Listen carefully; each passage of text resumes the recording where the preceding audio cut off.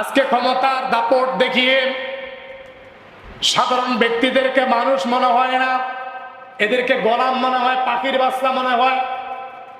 একটা পিঁপড়ার মূল্য আছে এদেশের মানুষের কাছে, আরেকটা মানুষের তেমন কোনো মূল্য নাই। কথা কি মিথ্যা বললাম নাকি?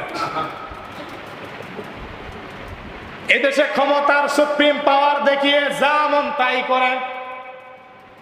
এই জন্য বুড়ি বলেছিল, বুড়ি শুনল নির্বাচনে বুড়া নাকি কবর থেকে এসে ভোট দিয়েছে। তো বুড়ি যখন নাতি এসে বলছে, দাদি খবর কি পেয়েছ? বলছে কি? দাদা কিন্তু কালকে ভোট দিয়েছে। বুড়ি কয়ে অবাক কাণ্ড, দাদা তোমার 10 বছর আগে গেছে কবরে, সেই দাদা 10 বছর পরে আসে নির্বাচনে ভোট দেয়, বুড়ির দেখা করে না?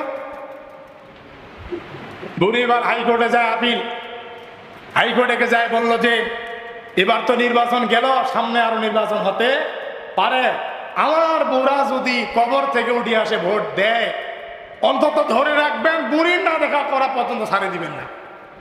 ওই বুড়া 40-50 বছর আমার সাথে থাকলো, বুড়া আজকে চলে গেছে, ভোট দেওয়ার সময় পায়, বুড়ির একটু দেখা করতে সময় পায় না। কথা ঠিক কিনা? আমার দেশে কবরে 10 বছর পূর্বে গেলে ওই দেশে ভোট দেয়, একজনে 500টা ভোট দেয়। কি পাওয়ার রে! হাজী সাহেব থাকে মক্কায়, মামলা হয় বাংলায়। হাজী সাহেব কোনো কিছু জানে না, হজ করতে গেছে সৌদি আরবে, বাড়ি আসে দেখে পুলিশ রেডি। এখন হাজী সাহেব বলে, কি হয়েছে? কথা আপনি গাছ কাটা মামলার আসামি, আপনি রোডে গাড়ি পুড়ে দিয়েছেন। কথা কবে? কজে এই তো এই তারিখে। কজে এই তারিখে আমি মক্কায়। কজে আপনি মক্কা আসান থেকে রাতে এখানে এসে গাড়ি পুড়ছে। দিনে আপনি মক্কায়, রাতে গাড়ি পুড়েন বাংলায়। কথা বলেন না কেন?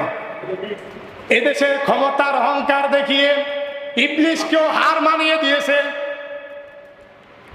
এজন্য মনে রাখবেন, ক্ষমতার সুপ্রিম পাওয়ার বেশি দিন থাকে না। এখানে আল্লাহ বসায়, আল্লাহ নামায়। যে আল্লাহ আগুন দিয়ে এই ইবলিসকে তৈরি করেছে, ওইটা আল্লাহকে, ওই আল্লাহ তো নাকি আদমকে যে আল্লাহ বানিয়েছে, ইবলিসকেও সে আল্লাহ বানিয়েছে।